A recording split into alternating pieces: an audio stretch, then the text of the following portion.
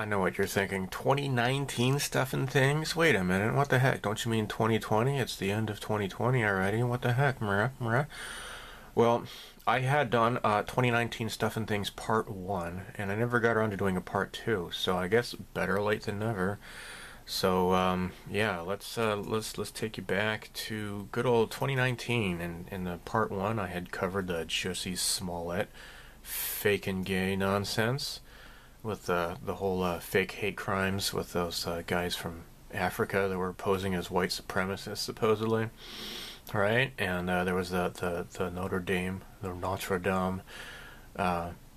fire, the deliberate arson, as it was just completely obvious to anybody who was paying attention. And of course there was that highly suspicious and very, very fake looking New Zealand shooting.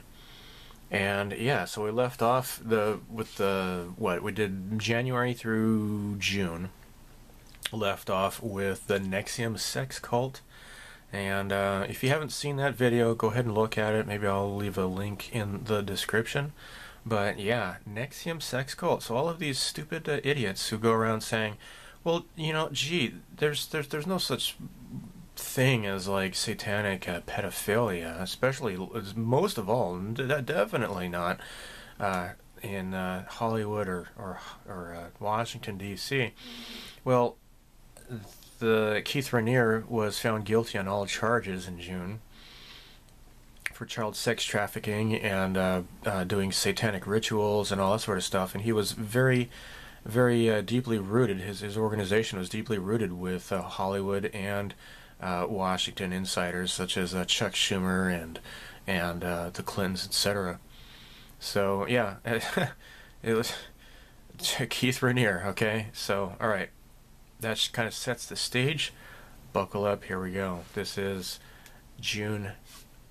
Or sorry, I would say July. This is going to be July 2019 through December 2019.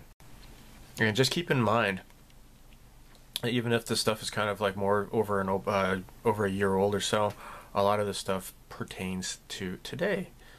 For example, the very first thing I'll take a look at here.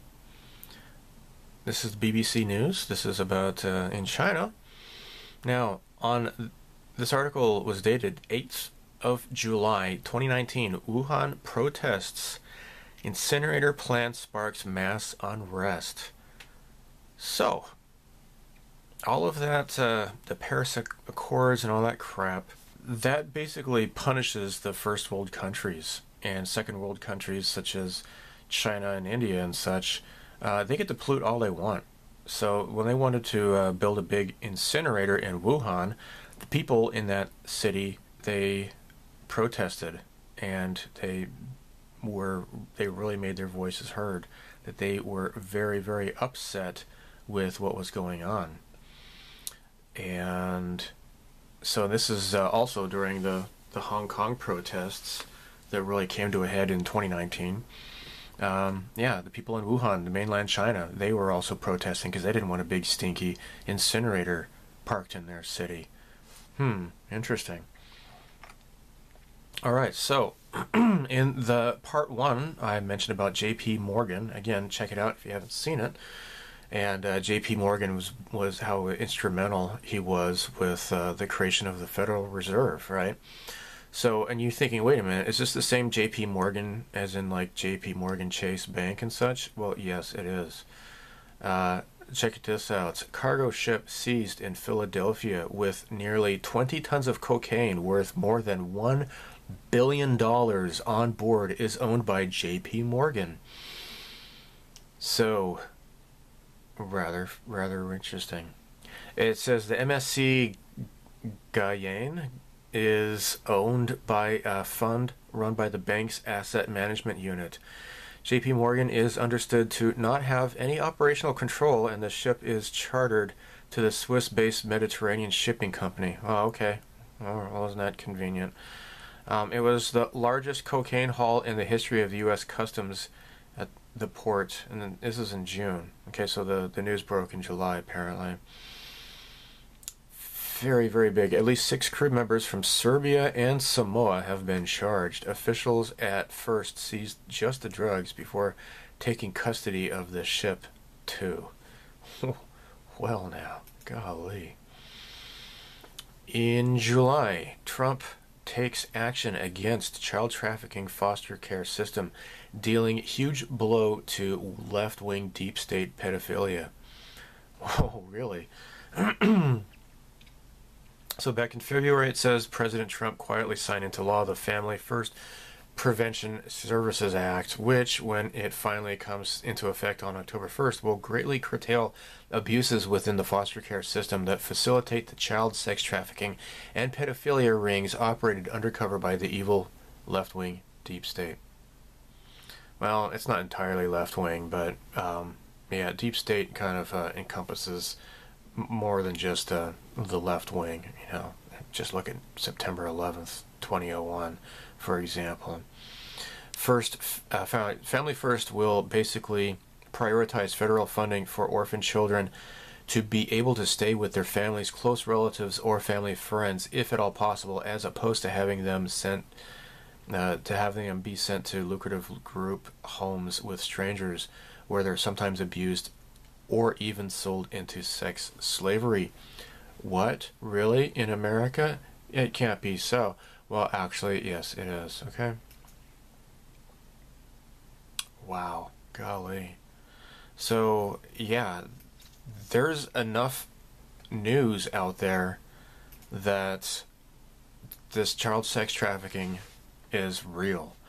And again, so we're starting out here in July. The biggest news was the arrest of Jeffrey Epstein, and subsequently his supposed suicide in a suicide-proof prison cell, and the guards were not watching the TV screens, and so and so on and so on, all these coincidences. And like when they brought the body out, the way that they did that was rather kind of not how you normally do it and such. Yeah, very bizarre. The whole thing was just bizarre. And now suddenly, congratulations, everybody is a conspiracy theorist. Not just crazy people like me, I guess. I really hate the term, though, because it just... the underlying assumption is that conspiracy theories are by default fake and unfounded, which is just really ridiculous, right? So what was it, in 2017, Trump had declassified some of the JFK files, and it proved that there was more than one shooter involved with the assassination of JFK. They had said, oh, well, that's just a conspiracy theory, it was Lee Harvey Oswald. Well, no, there's a lot more to that.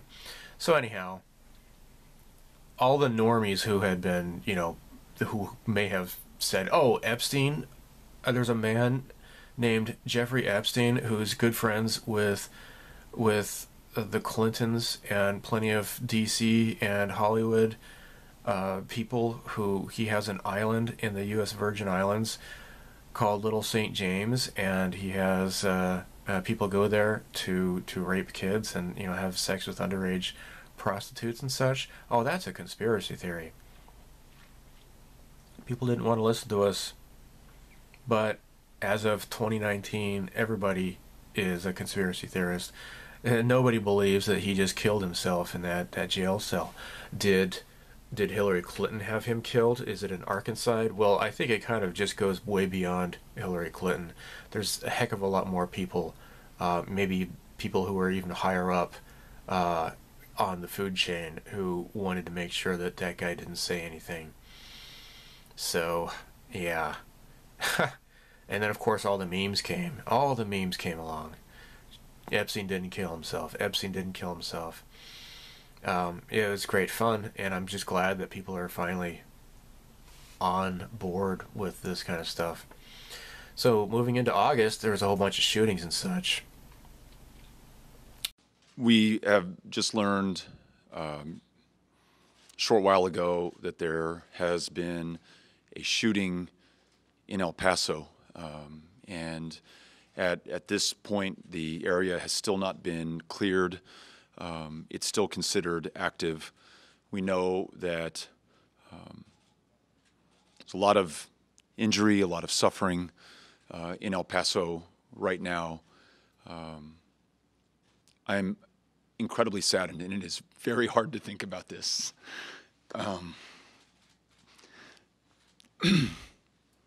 Check out this article here. Bombshell mass shooting events follow pattern of FBI terror plots documented by the New York Times. Agents recruit social media extremists to frame as scapegoats for engineered violence. Mass shootings events that have rocked America over the past 2 days follow the pattern of the FBI terror plots documented by the New York Times and Kansas City Star as being created and carried out by FBI agents. These two shootings were initiated in the hours following the bombshell revelation that the FBI conspired with Hillary Clinton and the Obama administration to destroy Clinton's email hard drives as a means to eliminate any evidence of Hillary Clinton's prosecutable crimes. Former FBI Director James Comey is now known to have run multiple criminal schemes to illegally frame Trump administration officials while clearing Obama-era officials as part of the treasonous deep state plot to overthrow the United States of America, defeat President Trump, and frame Trump supporters as domestic terrorists. It now appears abundantly obvious that the FBI is the most prolific terrorist organization in America, and this fact has been confirmed by the New York Times. Under the treasonous command of Barack Obama, or Barry Soetoro, as he should be called, and James Comey, the FBI. Oh, by the way, James Comey, he's a Clinton Foundation insider, and it's just a big incestuous group. The FBI was radicalized and weaponized into a treasonous crime syndicate that routinely plotted and carried out acts of terrorism against the United States of America, all while covering up the damning evidence of criminality and treason that should have sent Hillary Clinton to prison. The FBI is running a massive coordinated psyop on America. Pretty interesting stuff here. Now, this is an article on Russia Insider. Almost every sector of the U.S. economy is a monopoly or an oligopoly, crushing the working man. And for all of you people who think that, I'm just a total conservative and I'm just totally right wing or whatever, I think corporations can kiss my ass. This is the one thing I have a problem with, is this blind faith in capitalism that will create people to just blindly trust corporations. And I see a lot of conservatives who fall into that trap. People are waking up now, though, because these are the corporations, these big, huge corporations that are treading upon people's freedoms. These corporations are the ones who are backing all sorts of SJW causes. These corporations are the ones who are making these stupid videos, these commercials about how, denigrating white men and how evil they are, and especially the cisgendered, heterosexual, heteronormative, and all these other dumb words that they come up with to demonize normal people who are not sexual degenerates and such. These companies are wanting to silence people, and people are waking up to this kind of stuff. So this is an interesting article talking about how basically everything is set to protect the big people on top while the working man at the bottom is forgotten about. This article says, vibrant competition is absolutely essential in order for a capitalistic economic system to function effectively. Unfortunately, in the United States today, we are witnessing the death of competition in industry after industry as the biggest corporations increasingly gobble up all of their competitors. And we definitely see that during the whole lockdown thing with the Corona-chan. all the Wu-flu hysteria that's going on in 2020. John D. Rockefeller famously once said that competition is a sin, and he was one of America's very first oligopolists. And again, Rockefeller, along with J.P. Morgan, were instrumental with the creation of the Federal Reserve. According to Google, an oligopoly is a state of limited competition in which a market is shared by a small number of producers or sellers. And that is the perfect description of the current state of affairs in many major industries.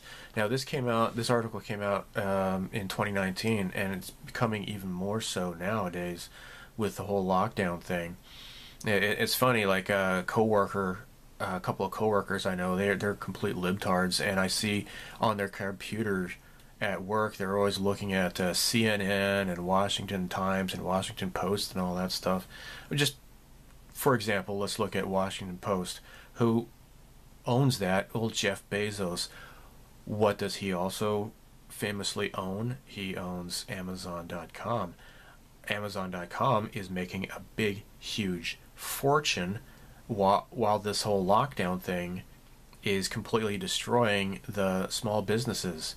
You know, the small businesses, oh, you can't be open, sorry about that, while the big corporations like Costco and all these other big retailers, they can stay in business. Why is that? Gee, you know, this is the guy whose newspaper, Washington Post, completely supports the lockdowns and all this other leftist bullcrap. It doesn't take more than, you know, like a double-digit IQ to figure out where these people are coming from, where their biases lay. These are the people who control the media. Oh my gosh.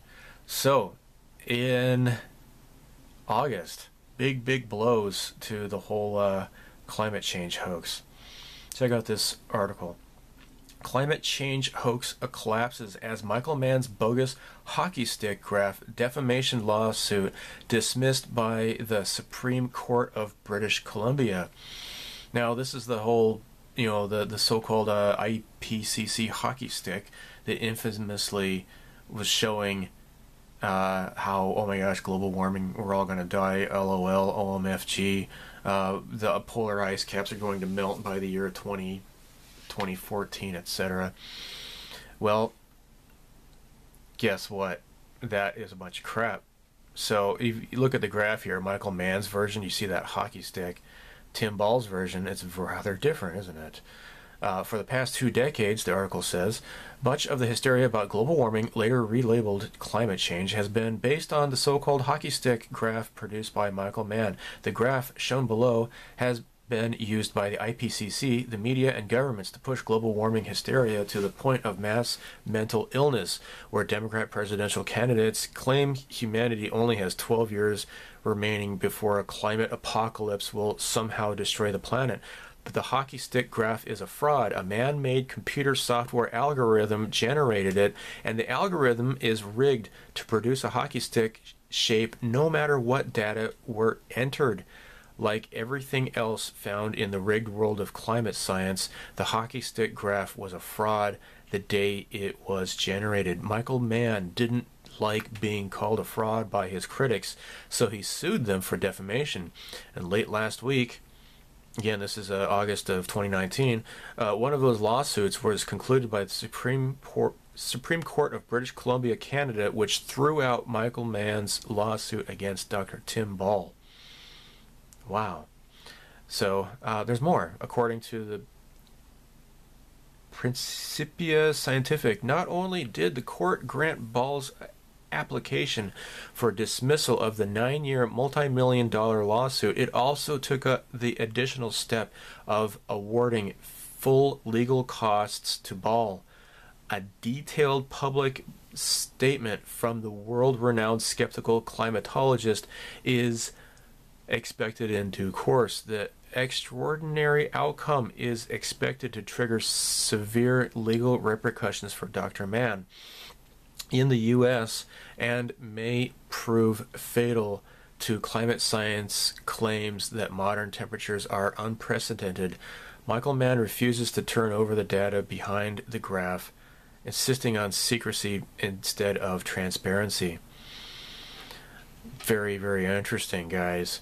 So, and this has been out for over a year, but has the mainstream corporate media said anything about this? Oh, hell no, of course not. They still want you to believe that we're all going to die in just a few years. And, they want to push all this crap in schools like, oh, your mommy and daddy, they're evil because they drive cars and all this it's cultural Marxism, really. Pitting kids against their parents and such. It is a bunch of crap. Also, in August, NASA admits that climate change occurs because of changes in Earth's solar orbit and not because of SUVs and fossil fuels.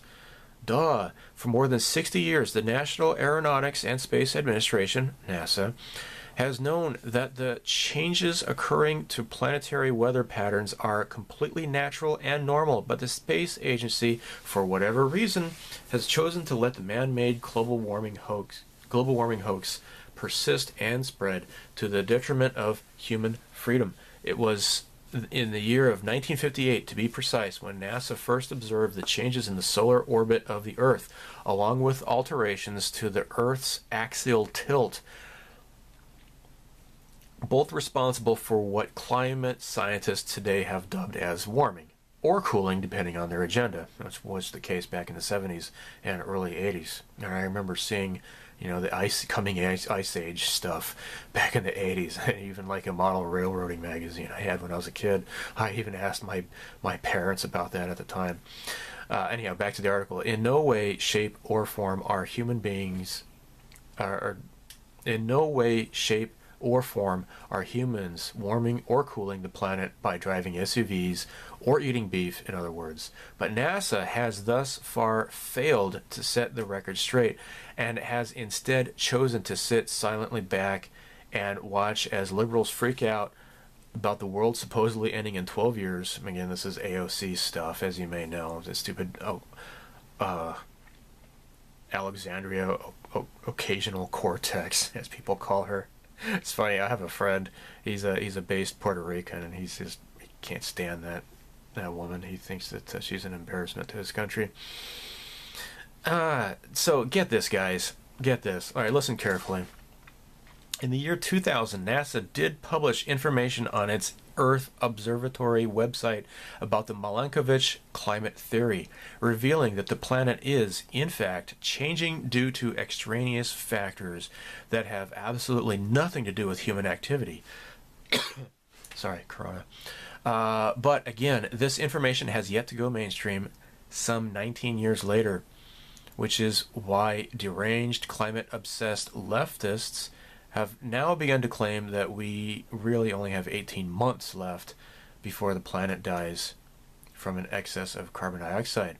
The truth, however, is much more along the lines of what the Serbian astrophysicist Milutin Milankovitch, after whom the Milankovitch climate theory is named, proposed about how the seasonal and latitudinal variations of solar radiation that hit the Earth in different ways and at different times have the greatest impact on Earth's changing climate patterns. All right, so the article here talks about the orbit. The orbital change is depicted by the eccentric oval shape. Okay, it's not a complete circle. The orbit around the Earth is like an elliptical. It's like a oval shape, not a circular shape. And it works like a hula hoop a little bit, kind of like it varies around, as it goes around. That hula hoop is going to be wobbling, right? On top of that, the tilt of the Earth will also kind of change as well. So the biggest factor affecting Earth's climate is the sun. It's not your car and all that crap. It's not carbon dioxide molecules. They just want everybody to be so scared of carbon dioxide molecules. Oh my gosh, those carbon dioxide molecules are going to kill us all. Oh, scary. Shiver my timbers. Shut up, man. And to top it off, here's another article, which is actually in 2018. Wide-scale U.S. wind power could cause significant warming. A Harvard study raises questions about just how much wind should be a part of climate solution. And it now provides 8% of the nation's electricity. The U.S. Department of Energy expects wind turbine capacity to more than quadruple again by 2050. But a new study by a pair of Harvard researchers find that a high amount of wind power could mean more climate warming. Oh no. At least regionally and in the immediate decades ahead. The paper raises serious questions about just how much the United States or other nations should look to wind power. See, this is just crap. The whole thing is stupid. I mean, wind power itself is dumb.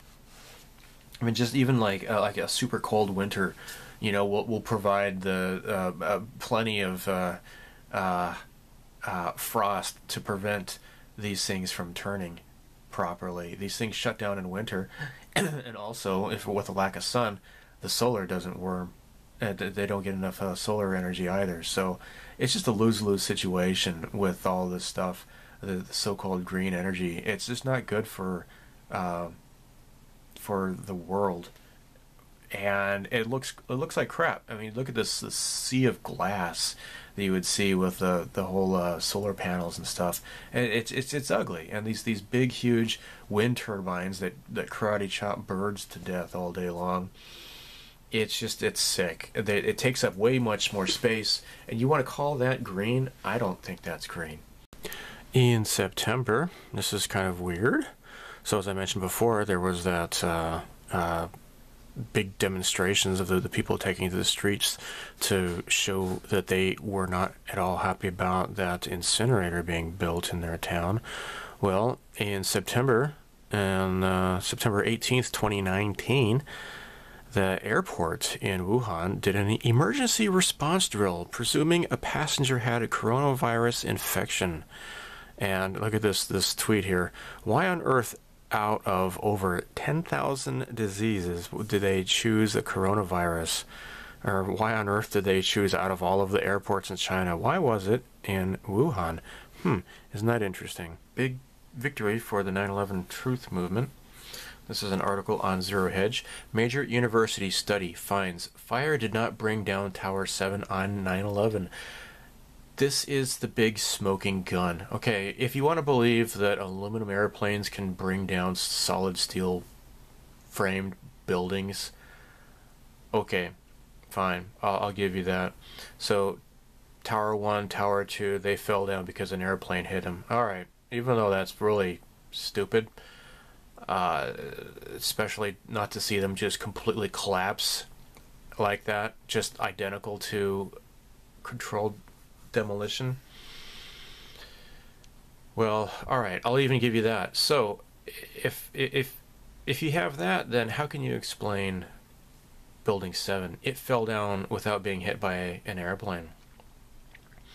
So let's look at the article here. On September 11th, 2001, World Trade Center 7 suddenly collapsed into its own footprint, falling at free fall speed for 2.5 seconds of its 7-second complete destruction. World Trade Center 7 was not hit by an airplane after it collapsed. Americans were told that office fires caused a unique, never-before-seen, complete architectural failure, leading to the building collapsing into its own footprint at the rate of gravity. Yeah. Got a bridge to sell you. Naturally, skeptics have been questioning the official story for some time, and after moving from the realm of conspiracy theory into the realm of science, an extensive university study has found the official story of fire causing the collapse is simply not true. This week, architects and engineers for 9/11 Truth announced their partnership with the University of Alaska Fairbanks in releasing a draft report of an in-depth 4-year study on what actually brought down World Trade Center 7, WTC 7. According to the press release, the release of the draft report begins a 2-month period during which the public is invited to submit comments. Well, now, very interesting. Yeah, it was never hit by an airplane. And in fact, the BBC was reporting on it collapsing before it even collapsed. And there was an interview with the guy on TV saying, yeah, we're going to have to pull it, which means, pull it down. Like, that's like demolition speak. There's this, that is the one thing that you cannot ignore. If you want to believe that some guys who can't even fly a Cessna were able to expertly maneuver those airplanes and target those buildings.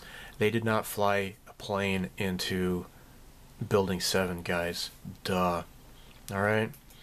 So, oh my gosh. Check this out. This is weird. More false flag stuff. Okay?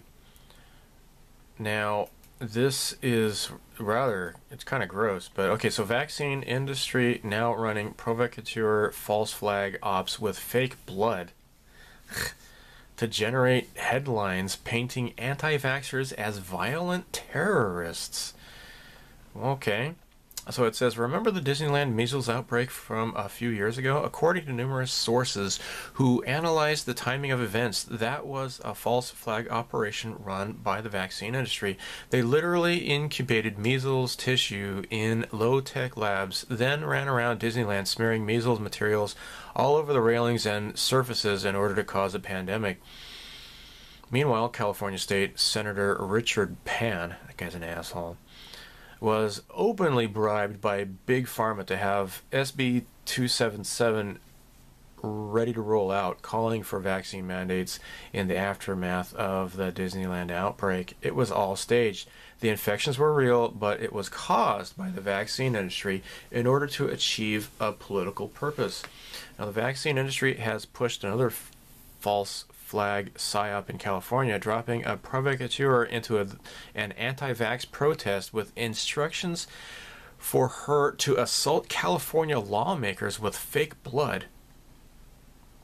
It wasn't actually blood, but the media never reports that. This gave CNN and other pharma-controlled news networks, the narrative they needed to paint all vaccine skeptics as violent nut jobs.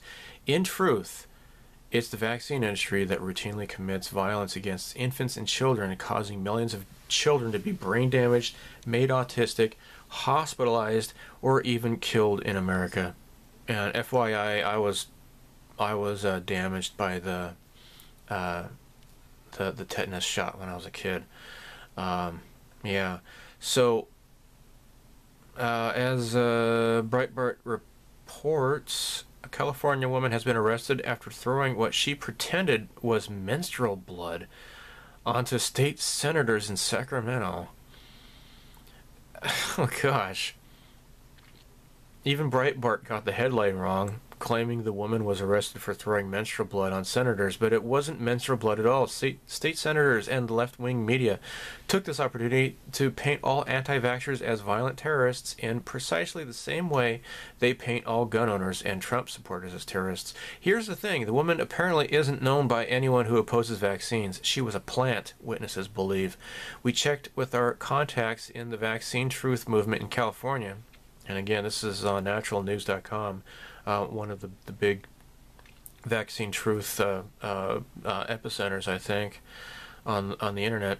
No one has even seen this woman before. She's not part of any known vaccine truth group or movement, according to our sources. She was spotted at the event, though, by observant vaccine skeptics who noted that something was wrong with the woman.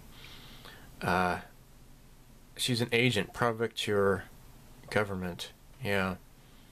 Although not yet proven, it is widely believed among vaccine truth advocates that this protester was likely a provocateur put there by the vaccine industry to carry out these false flag attacks so that the media could paint all anti-vaxxers as lunatics. Well now. Well now. Alright, so this is on Breitbart. New York Times forced to admit Kavanaugh victim doesn't even remember the assault. So the far left New York Times has been shamed into adding a humiliating correction to its latest and now debunked smear of Associate Supreme Court Justice Brett Kavanaugh.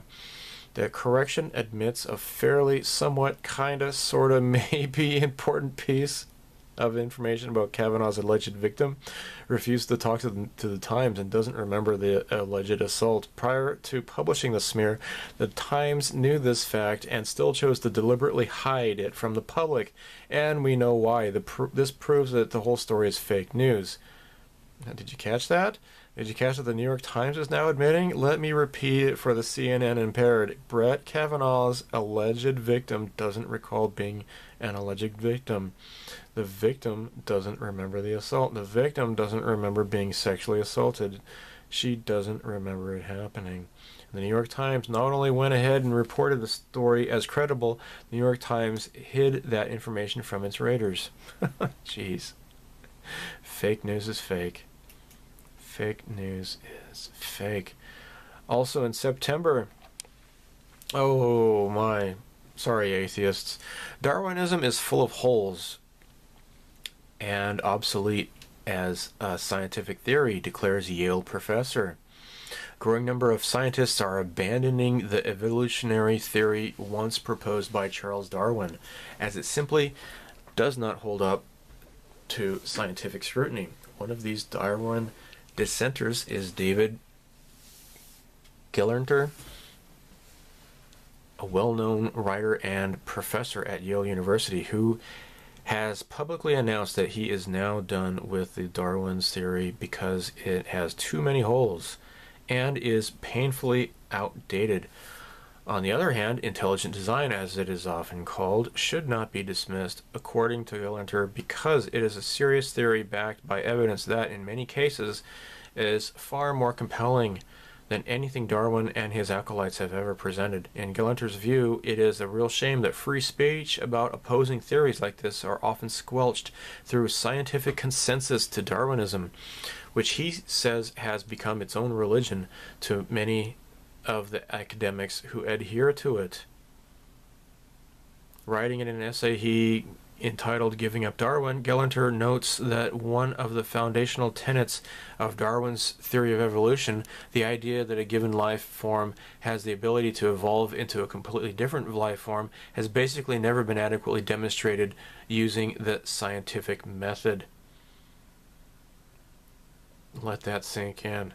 This is something that, I mean, I'm not going to say I'm an expert on evolution, but the whole thing about single cell organisms are becoming like, multiple cell, vertebrates eventually over time.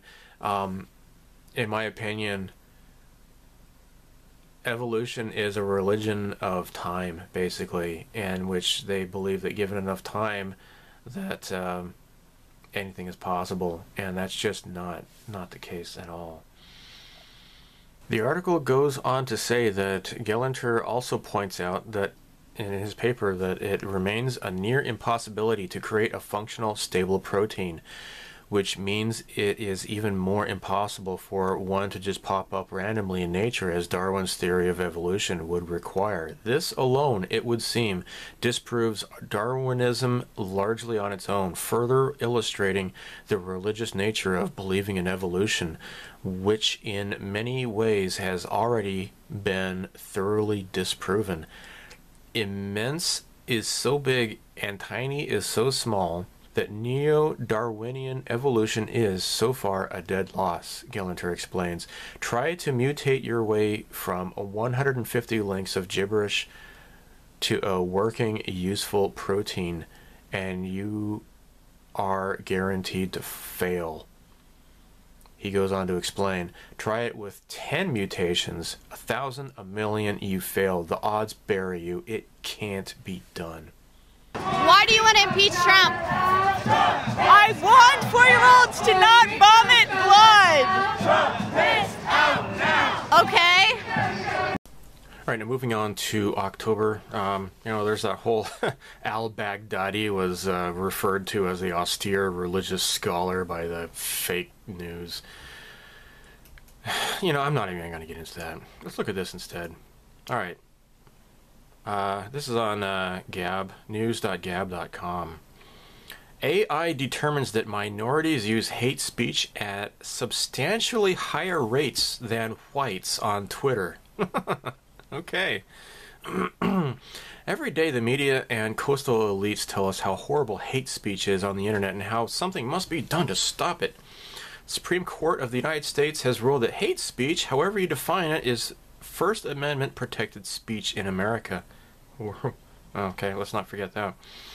Some researchers from the University of Cornell decided to build artificial intelligence in order to identify hate speech and offensive content.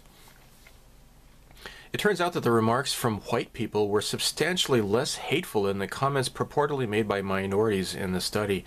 What is most interesting here is that the data was sourced from Twitter, which allegedly bans hate speech. Unless, of course, that hate speech is coming from minorities, apparently. Of course, now that the data isn't matching expectations of researchers and journalists, they are making excuses. The AI must be racist or something. Listen, there are hateful people in the world from every race, religion, and creed. People say offensive things. So at Gab, which, in case you don't know, it's a Twitter alternative, we don't we don't care who you offend or what you believe. So long as you're not breaking American law, you can speak freely. Really interesting. So it says here, several universities maintain artificial intelligence systems designed to monitor social media websites and report users who post hate speech. In a study published in May, researchers at Cornell discovered that systems flag tweets that likely come from black social media users more often, according to Campus Reform. Study's authors found that, according to the AI system's definition of abusive speech, tweets written in African American English are abusive at substantially higher rates. Well, if anybody who has listened to rap music, that should come as no surprise. The study also revealed that black-aligned tweets are sexist at almost twice the rate of white-aligned tweets. Again, listen to rap music and you will not be surprised. The research team averred, that's a new verb for me, averred that unexpected findings could be explained by systematic racial bias displayed by the human beings who assisted in spotting offensive content. Well, whatever. I mean, if, it's all like, N-words and bitches and all that sort of stuff. That's basically the vocabulary that has been, what's the word? Not indoctrinated, but nurtured, I guess, for a better word. I can't think of the right word I'm thinking of. In the culture, and look at who is owning these record companies, a bunch of white people and such. So, am I surprised? No, I am not surprised. Okay, so USA Today, purest form of human trafficking. Arizona official indicted in adoption fraud scheme. An elected official in Arizona in his private sector career as an adoption attorney arranged for 28 pregnant women from the Republic of Marshall Islands to travel to Arizona to place their children for adoption over the past 4 years, authorities said on Wednesday. It is illegal for Marshallese women to travel to the United States for the purpose of adoption. It's also illegal to scam Arizona's Medicaid system, which State Attorney General Mark Bertovich alleges Maricopa County Assessor Paul Peterson did when he helped these women illegally access state-funded medical benefits to the tune of $814,000. Oh my gosh. Peterson and a co-defendant, Linwood Jennett, were indicted in Arizona Monday on 29 counts of fraudulent schemes and 3 counts of conspiracy, theft, and forgery. Damn. Man. So, yeah, human trafficking. My gosh. Crazy stuff here, guys. Massive backlash is building against fake meat products like Beyond Meat and Impossible Foods. Okay. When it comes to foods that people miss most when they've given up red meat for health reasons, burgers are firmly at the top of the list. That's why some food companies have been putting so much effort into finding meatless alternatives. While products from Beyond Meat and Impossible Foods might look and taste like the real thing, they're hardly the healthier alternative their manufacturers would like you to believe.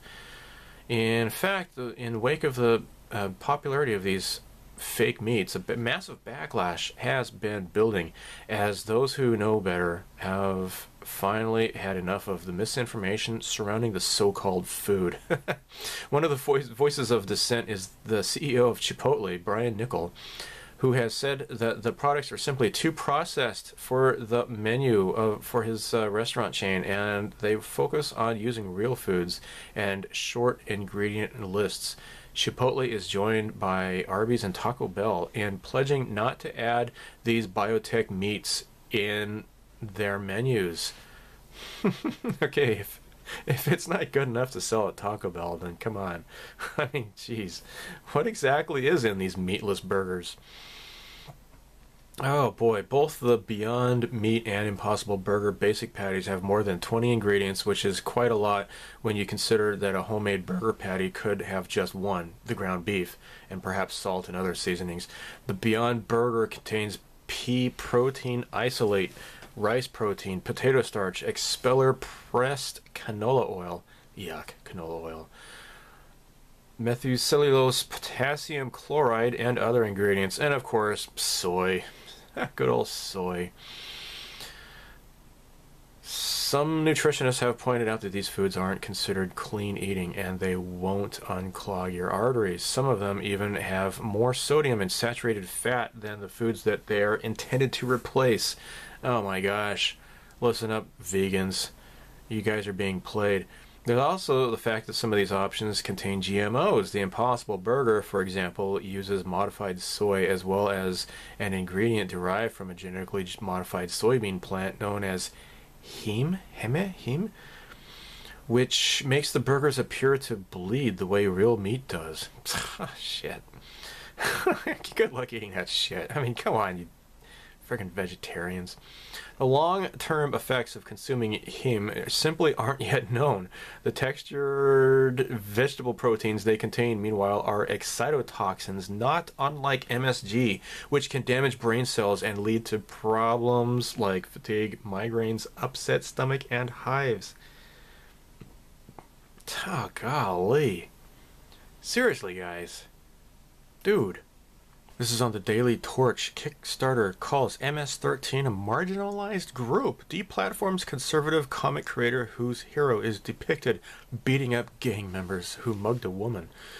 Conservative comic book creator was deplatformed from the crowdfunding website Kickstarter, apparently because the vigilante hero from his book is depicted beating up MS-13-esque gang members while saving a black woman from being mugged, with Kickstarter calling the gang a marginalized group. Dude, they're MS-13, okay? They're villains. Again, Nancy Pelosi calling them God's creatures and everything. MS-13, they are disgusting. They are depraved. They are like Islamic terrorists, basically, in their behavior. These people are disgusting.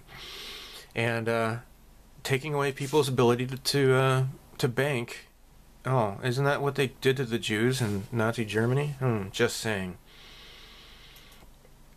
Climate change scientists lie about everything by cherry-picking different time windows for every study, graph, or news announcement. Gee, what else is new, right? Alright, so it says take heat waves, for instance. The Climate Brigade routinely points to data charts starting in the 1960s that show steadily rising temperatures up until today, which they claim serves as proof that global warming is real. But if you look at heat data going back to the early 1900s rather than the 1960s, temperatures are actually down overall. The same is true for wildfires, which we're told are more prevalent today than ever before in history. But that's only true if you look back to the 1980s, as historical data going back once again to the early 1900s show that wildfire activity is drastically lower today than it was back then. Polar ice caps are another climate talking point, as climate alarmists claim they've been steadily melting for several decades now, which is technically true. But data going back before 1975, which is the year climate fanatics often start with, shows that the polar ice caps continue to wax and wane in size, but typically gravitate back towards an equilibrium point.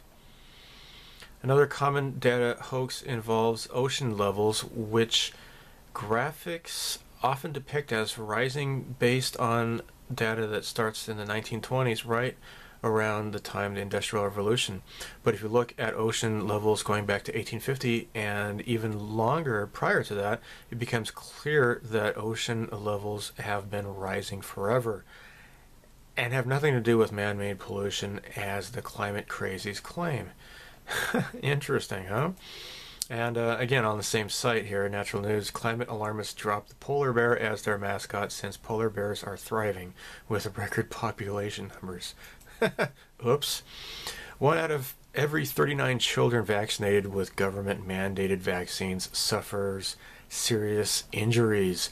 If vaccines are really so safe and effective that everyone has to be forced to get them essentially at gunpoint, then why do nearly 3% of all vaccinated children end up suffering serious injuries or death due to getting jabbed? Gee. According to a pilot study conducted by the Federal Agency for Healthcare Research via the U.S. Department of Health and Human Services, back in 2010, at least 1 out of every 39 vaccinated children experiences some type of serious adverse effect, resulting in the average clinician having to see more than one vaccine injury, 1.3 to be precise, per month. What this means is that the government's claim that the vaccine side effects are extremely rare is patently false. For more children than most people think are being damaged every single day by the chemicals, viral materials, and aborted human fetal tissue found in childhood vaccines, which the U.S. Centers for Disease Control and Prevention, CDC, continues to claim are a modern medical miracle. Jeez. And in October of 2019 was Event 201, the Johns Hopkins Center for Health Security, in partnership with World Economic Forum and the Bill and Melinda Gates Foundation, hosted Event 201, a high-level pandemic exercise on October 18th, 2019 in New York, New York. The purpose of the exercise was to illustrate the pandemic preparedness efforts, response decisions, and cooperation required from global businesses, governments, and public health leaders that the world will need to diminish the large-scale economic and societal consequences of a severe pandemic. This was a role-playing exercise for a new coronavirus, and the stuff that was covered in this was, governments implementing lockdowns, the collapse of many industries, biometric surveillance technologies, social media censorship, the mass unemployment, rioting. It's all there. And so they're basically role-playing these welcome to the New World Order. These people. Bill Gates is not a scientist. He is not a doctor. Why should we care what he says about vaccines? The guy is, I swear, such a phony. Actually, my dad, he worked with the guy who had developed the mouse interface, or one of the people who worked on the mouse interface for Xerox Windows. In case you are maybe under the age of maybe 35 or whatever, Windows is not unique. Basically, both the Apple Macintosh and Windows, Microsoft Windows, they took, I guess they bought the patent or whatever for Xerox. Windows was before Microsoft. It was by Xerox, and so my dad actually worked with his job. He worked with the guy who who had developed the mouse functionality for Xerox, and that guy had plenty of things to say about Bill Gates. None of it was positive. Bill Gates is just an opportunist.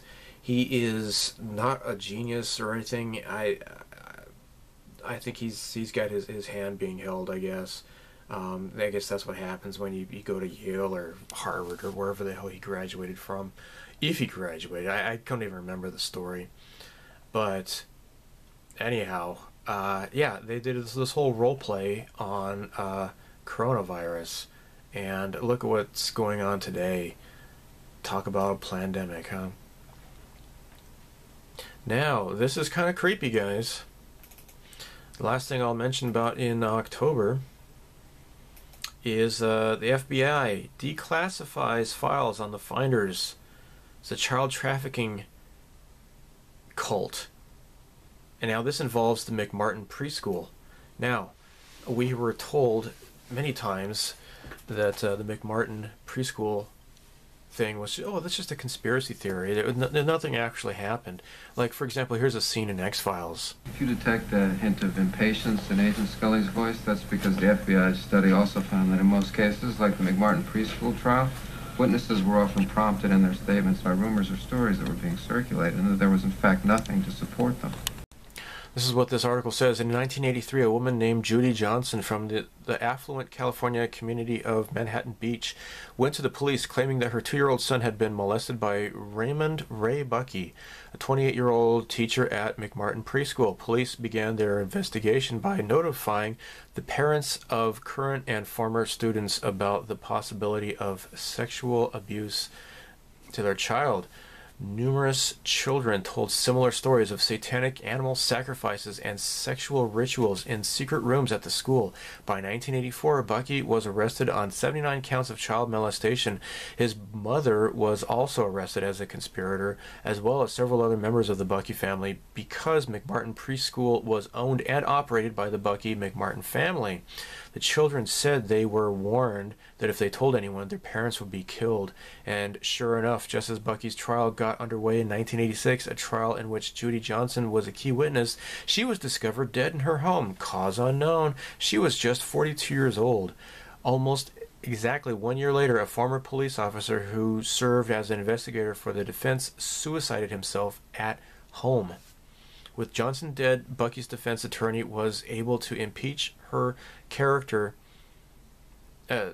during the trial. It was also argued that the testimony of the children had been influenced or implanted by psychology examiners who interviewed them. Ultimately, Bucky was not convicted.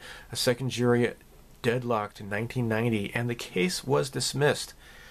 Well, now, so for decades, the FBI files on the McMartin case and the Finders were sealed. Not anymore. The agency declassified and released its files. It shows a decade of research spanning from California to Belgium. Dude, this is crazy. The investigation into the cases described involved cults, child sex trafficking, and compromat. I don't know what that is. In recent decades, the mainstream media has refused to report on such cases. Such cases have been, quote, debunked by the usual suspects that the crime syndicate uses for cover. But the FBI's own investigation suggests the cases were real enough and points to cover-ups. Well, now.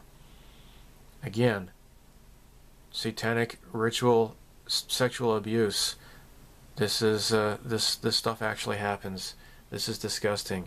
Child sex trafficking. This happens, people. We were told for decades that it was a bunch of lies, and I even had one of my libtard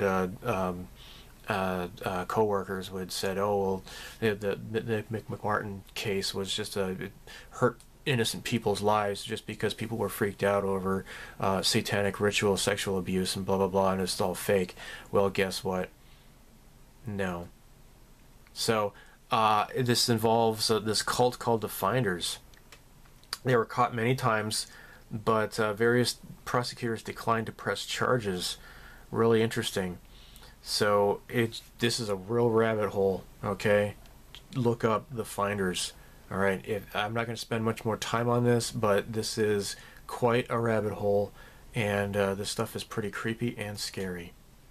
So the biggest news in November 2019 was the big Epstein cover-up. Oh my cow, this was really huge. Project Veritas released leaked video of ABC News anchor Amy Robach talking candidly about how she had tried years ago to break a story on Jeffrey Epstein, and that the network squashed it, saying that nobody was interested. Now, I had done a video at the time. I uploaded it, and I can provide a link down below in the comments, or the video description. That started getting my memory turning, and I had to go into the Wayback Machine, December of 1998, talking about ABC had squashed a story about knowingly hiring pedophiles to work at their Disney theme parks. This is no big news at all, or it shouldn't be to people who are paying attention, right? The real red-pilled people out here. This tweet here shows it all. Disney owns ABC. Disney cruise ships went to Epstein Island. That's actually, yeah, that their kids' cruises, snorkeling at Epstein Island. Jeez. And there was actually one woman. She was like a youth worker that went missing. Disney chairman Richard Cook took trips on the Lolita Express, then was appointed to chairman. Disney's ABC squashed the Epstein story 3 years ago. That's all you really need to know. Now, this tweet here by Mark Dice. ABC News anchor Amy Robach sounds exactly like Alex Jones in that Project Veritas clip, saying she thinks Jeffrey Epstein was murdered and her network covered up his pedophile network for years. Will Twitter ban her for spreading conspiracy theories and hate speech, Jack? And he had another tweet. ABC stands for another big cover-up. Now check this out. This is actually a clip from, I guess, 2016 or so. This is Joe Scarborough, Mr. Oh gee, I have a dead intern in my my office. How did this dead woman end up there? Gee, I don't know. Mr. Oh yeah, she just fell down all the time, and she just hit her head and just accidentally murdered herself on his corner of his desk or something. Yeah.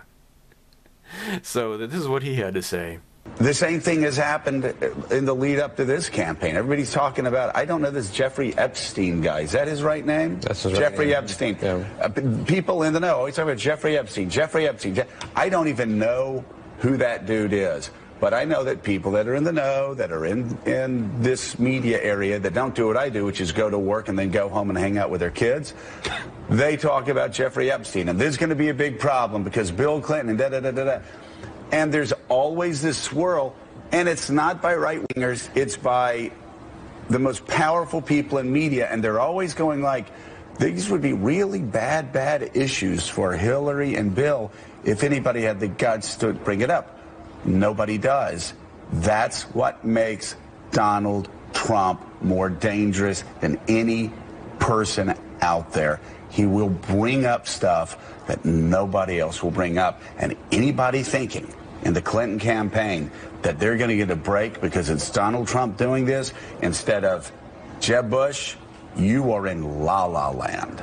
Because there are no rules when it comes to Donald Trump for any of us, for anybody, anywhere. So yeah, the guy is right. Trump is not an insider. He is an outsider, and he will not hesitate to bring up stuff like this. These people have never figured this out yet. I swear, they're so dense. They're every time like, oh my gosh, Trump is being mean because he's exposing us or something. Ridiculous, totally ridiculous. All right, now the last thing here. Bill Clinton regularly brought his whole family to visit pedophile Jeffrey Epstein's New Mexico ranch. Clintons were tight with the disgraced child sex predator. So this story is on Big League Politics. It says Bill, Hillary, and even their daughter Chelsea reportedly showed up at Epstein's cowboy-themed Zorro Ranch many times. Bill was supposedly Epstein's best celebrity pal, and the former commander-in-chief would often sleep at the guest house on Epstein's massive estate. Security expert Jared Kellogg was brought in by a longtime estate manager Bryce Gordon to set up a sophisticated camera system to better protect the property. He dished the dirt on the Clintons in an exclusive interview with the Daily Mail. Daily Mail is a really interesting news site. I mean, they got a whole bunch of like, oh, famous celebrity bitch shows her titties in a thong. You know, check out these exclusive pics. You know, they get lots of like TNA smut to really push their site, but they also have some pretty cool news that you don't see elsewhere. So Kellogg claimed that Gordon talked incessantly about how Epstein brought the Clintons over to the estate. What was weird was that the whole time I was on site, Bryce would be bragging about how the Clintons would visit the whole family, not just Bill, but Bill, his wife, their kid, and they would stay on the ranch itself. Hold on here. Does this article talk about... Here we go. Oh yeah, according to the report, Epstein was interested not only in eugenics, but also in cryogenics. This article doesn't talk about the weird stuff at the ranch. I mean, they got like, I don't know, like stuff in the showers and just weird stuff. I can't remember exactly what was going on there. But, yeah, perverted stuff. So, golly, 2019 was pretty interesting year. And, of course, that was the year before it was still fairly normal, before everybody was forcing us to wear fear masks and a lot. In my opinion, the biggest pinhead of 2019 was, of course, Greta Thunberg or whatever. This little George Soros puppet was shoved down our throat with her "how dare you" nonsense. And yeah, how dare you drive cars, and I should be in school. Yeah, that's right, you should be in school, you stupid little girl. But you look at who her family background is and her close association with George Soros, and it's just a bunch of crap. The hero of 2019, I think, was Nick Sandmann, and unfortunately what he had to go through though, but he was able to sue these stupid fake news media outlets, and they just gave settlements to him for, you know, denigrating him, and, you know, saying that they wished they wanted to punch him and everything, calling him a white supremacist with zero basis whatsoever, just because he just stood his ground and grinned at that man provoking him. Well, anyhow, that's the end of this video. So yeah, 2019. I don't know if I'm gonna do one for 2020. I've been making little mini updates throughout the year, so I don't know. It really takes a lot of effort to make one of these videos. So I'm glad you've watched till the end. So yeah, thanks for watching. Bye.